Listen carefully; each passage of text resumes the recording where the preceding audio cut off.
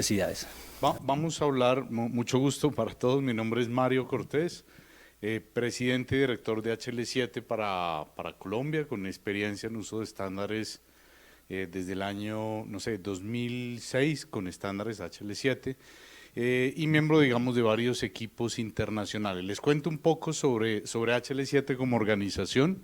Nosotros desarrollamos estándares desde 1987, no solamente de interoperabilidad, sino también estándares de información para el sector salud. Tenemos más de 372 especificaciones. La gente tiende a decir que hablar del estándar HL7, en realidad, digamos, son muchos estándares, y los agrupamos generalmente en lo que denominamos familias de estándares. Hay tres muy conocidas: HL7 versión 2, que se utiliza muchísimo para temas de conexión con equipos biomédicos; HL7 CDA, que fue digamos, un estándar interesante que marcó una pauta de implementación a nivel de proyectos nacionales en la primera década del 2000, y HL7 Fire, que digamos es la tecnología punta de lanza que más tasa de adopción tiene en este momento. Contamos con filiales en 41 países, más de 1.600 colaboradores en más de 55 países y más de 500 empresas miembros, entre las que están Clínica Mayo, Kaiser Permanente, por ejemplo, pero también organizaciones en Colombia como Sura, por ejemplo, que además es uno de los representantes de los pagadores en la junta directiva. Centrix también es miembro de la junta directiva, y otras compañías de tecnología, otros prestadores como Fundación Santa Fe, Fundación Cardiovascular de Bucaramanga, Hospital Pablo Tobón Uribe. Por favor, Julio, listo. Hablemos rápido de interoperabilidad, no voy a leer, hay un montón de definiciones.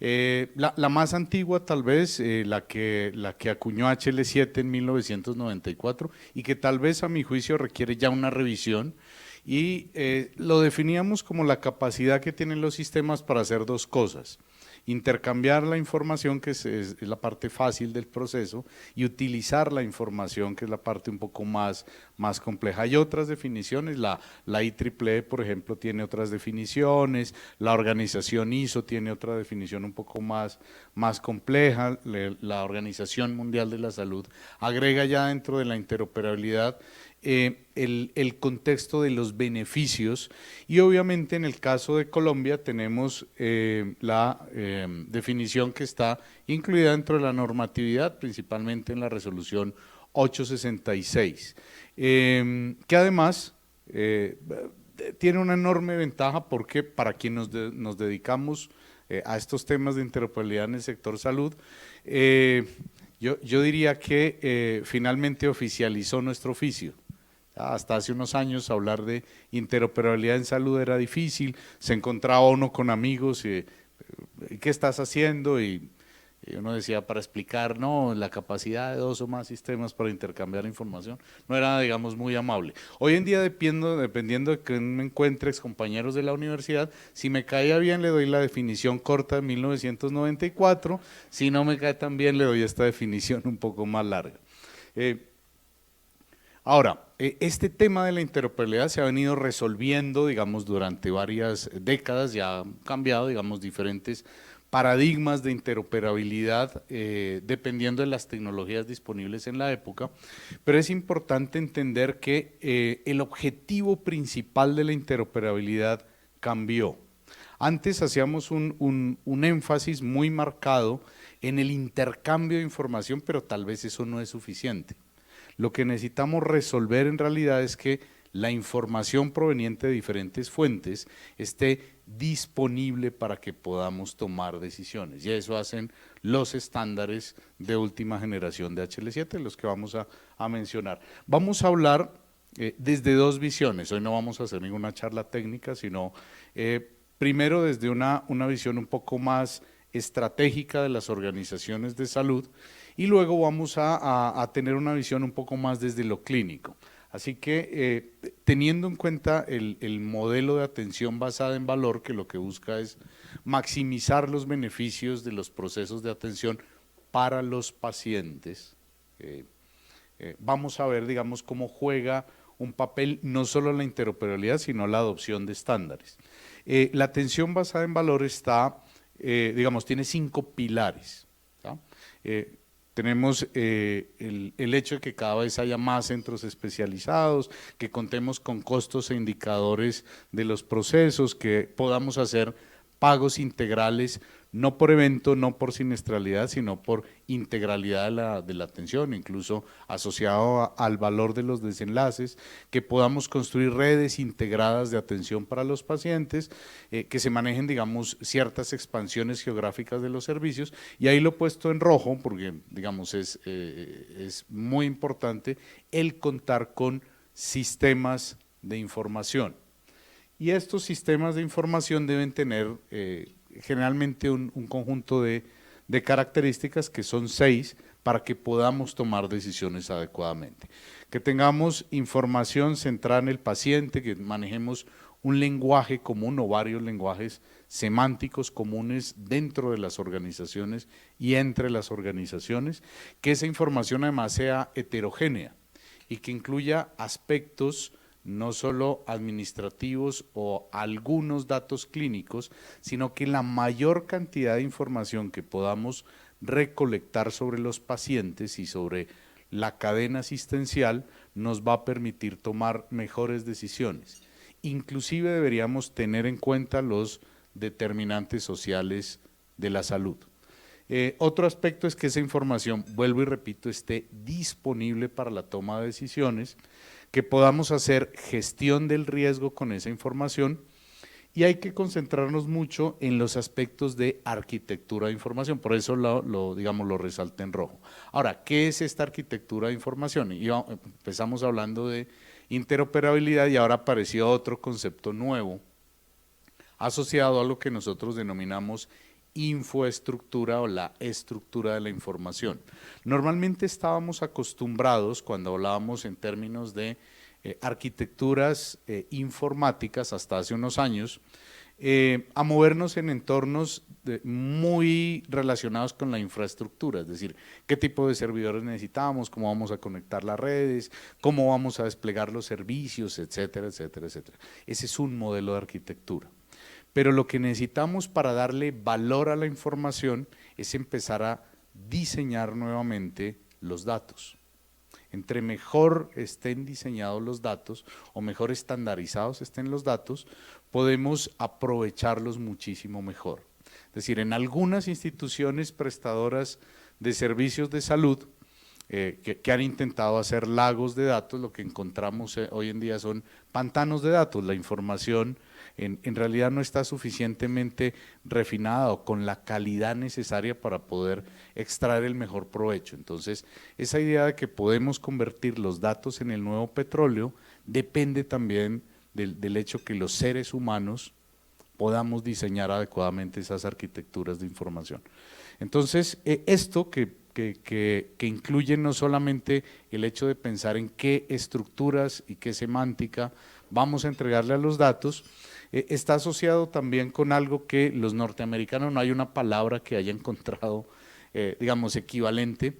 Ellos lo denominan la usabilidad, que está bien, pero también la encontrabilidad de la información. No es un término en español, pero nos indica que de alguna forma debemos poder acceder a esos datos y encontrarlos dentro de entornos complejos y utilizarlo en ambientes colaborativos, y hay que diseñar los datos hoy en día pensando en que otros los van a utilizar, y es algo que no habíamos hecho hasta el momento. Una de las afirmaciones que hago frecuentemente en algunas conferencias es que muy pocas organizaciones, sobre todo organizaciones prestadoras, cuentan con modelos propios de información. Entonces la gente dice, pero claro, yo tengo software. Le digo, claro, ¿y el modelo quién lo construyó? ¿Lo construyó usted para sus necesidades o lo construyó el proveedor de software? Claro, si esto no hubiera ocurrido de esa forma, pues probablemente estaríamos en etapas muy tempranas de informatización.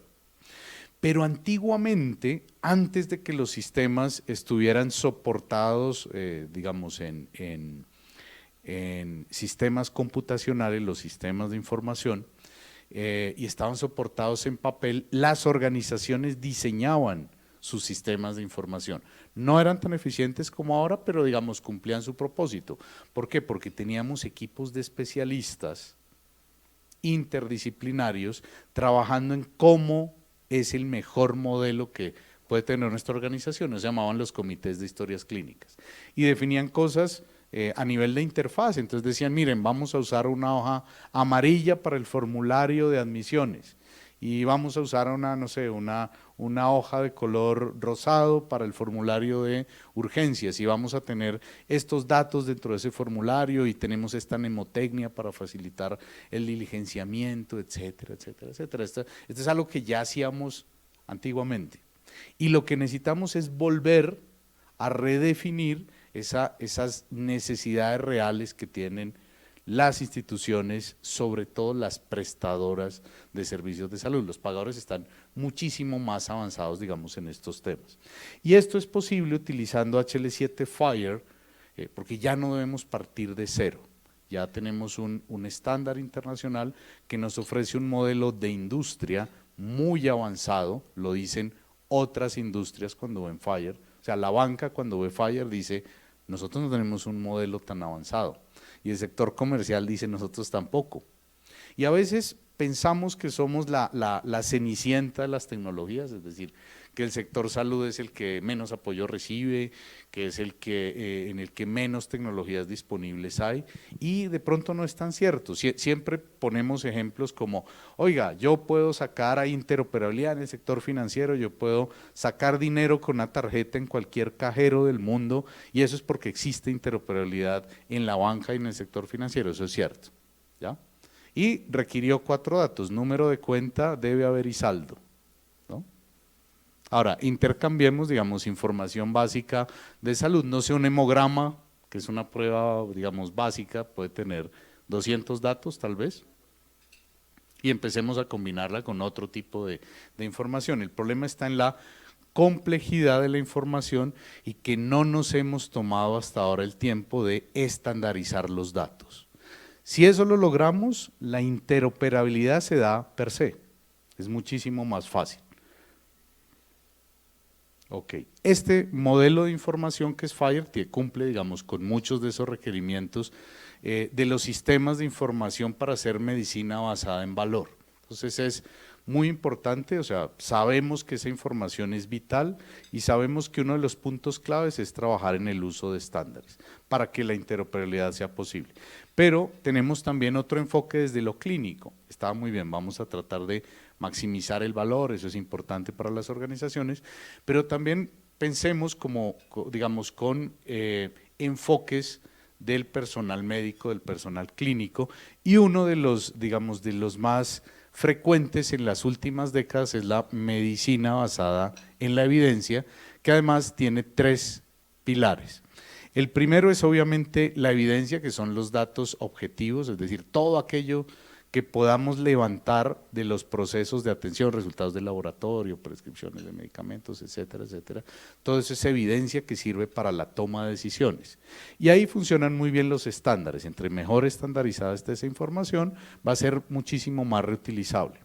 Pero también hay otros, digamos, otros 2 pilares. El segundo es la experiencia que tienen los profesionales de salud.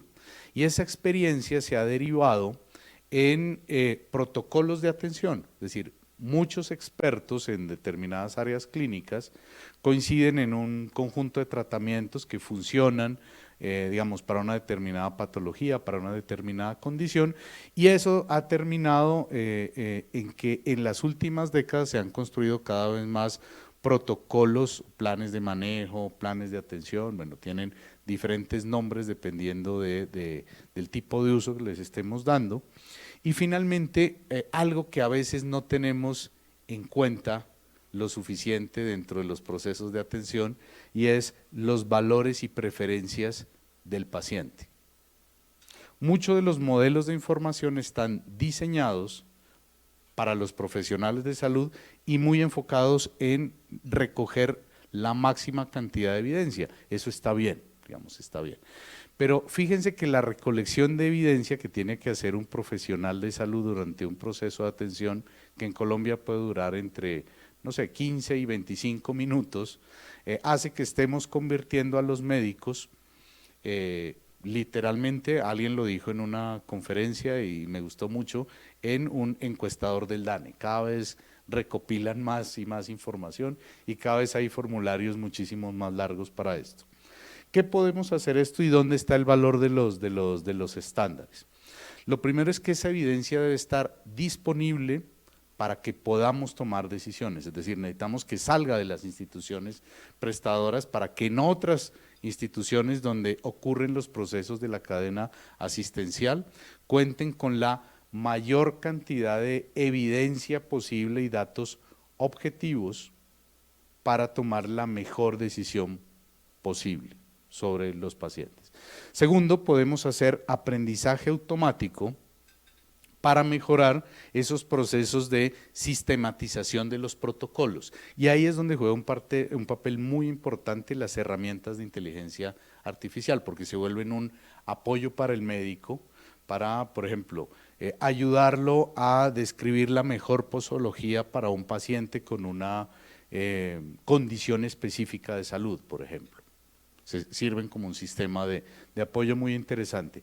Y habilitar canales digitales con el paciente a través de estrategias tipo Personal Health Records, etcétera, etcétera, etcétera, para que podamos tener no solamente una cercanía con el paciente, sino conocer permanentemente las necesidades y las preferencias de ese paciente y poder involucrarlo dentro de los procesos de su propia salud. Estábamos muy acostumbrados que el proceso de salud lo definía un médico y ordenaba de cierta forma al paciente que debía seguir una dieta estricta o que debía tomar algunos medicamentos, pero no siempre hay suficiente retroalimentación permanente con el profesional de salud para saber qué está ocurriendo con el paciente y cómo el paciente está cada vez conociendo mejor su cuerpo, mejor su condición de salud y cómo está reaccionando, digamos, a todos estos procesos. Todo esto requiere información no solo interoperable, requiere información estandarizada que haga posible la interoperabilidad. Y todo esto, pues obviamente, sobra decirlo que se puede hacer con modelos de industria que ya están disponibles. Para concluir, la gente siempre pregunta cuando me ve qué necesito para interoperar, ¿no? ¿Qué compro? ¿Tá? Entonces le digo, bueno, o sea, no solamente es comprar cosas, ese puede ser el pedazo más fácil, porque necesita solamente recursos económicos para adquirir infraestructura, es decir, qué software compro, hay que comprar algún tipo de plataforma, qué hago, digamos, necesito conectividad, cuánto subo el ancho de banda, sí, eso es necesario, digamos. Eso hace parte de un conjunto de requerimientos de infraestructura. Luego hay otros más complejos de resolver que son los requerimientos de infraestructura, es decir, vamos a entrar en una década en el que, superados los temas de infraestructura en los prestadores, o sea, antes, hace, no sé, 20 años estaban concentrados en cuál era el mejor computador para comprar y cuántos había que comprar para la institución, hoy en día todos estamos trabajando en mejorar la calidad de los datos y es construir estándares para eso, ya tenemos una base para hacerlo. Y el tercer grupo de requerimientos son los requerimientos de procesos y son los más importantes porque si la infraestructura tecnológica y la infraestructura no están al servicio del mejoramiento de los procesos, realmente gastamos un esfuerzo y una cantidad de dinero en no lograr mucho. ¿Ya? Cuando evaluamos estos proyectos de interoperabilidad, por ejemplo, es muy simpático porque no nos centramos en primera instancia en temas técnicos, es decir, no vemos si el dato está en Fire o no está en Fire y utiliza adecuadamente, digamos, algunos códigos o vendrá después. Lo primero que preguntamos es cosas como la siguiente, alguien nos dice, mira, en mi región ya la interoperabilidad está resuelta, la resolución no sé qué, el gobierno ha invertido, y yo digo, ok. Sí, eso quiere decir que si yo como paciente voy a que me atiendan hoy a un punto de atención en esta región y voy a otro punto de atención dentro de una semana, ya tienen información ese profesional para que no me vuelva a preguntar qué alergia sufro, qué medicamento estoy tomando, qué condición tengo y me dicen no, eso todavía no está resuelto. Bueno, habrá otras cosas. Entonces eso quiere decir que en una ciudad como Bogotá, donde parece que existe la regla que para hacerse una prueba diagnóstica de laboratorio tiene que ser en el laboratorio más alejado donde uno vive, pareciera que existe esa regla. Entonces digo, bueno, ya no tengo que ir a recoger el resultado manualmente, no se lo entrego al médico para que en 15 minutos el señor no sé cómo hacen, son los magos, entonces alcanzan a digitar en la historia clínica un hemograma, un perfil lipídico y un uroanálisis. Son durísimos pues para escribir. Ya no tengo que ir a hacer eso porque los resultados van a llegar directamente no solo al profesional que me atendió, sino al sistema de información de historia clínica. No, eso tampoco lo tenemos resuelto.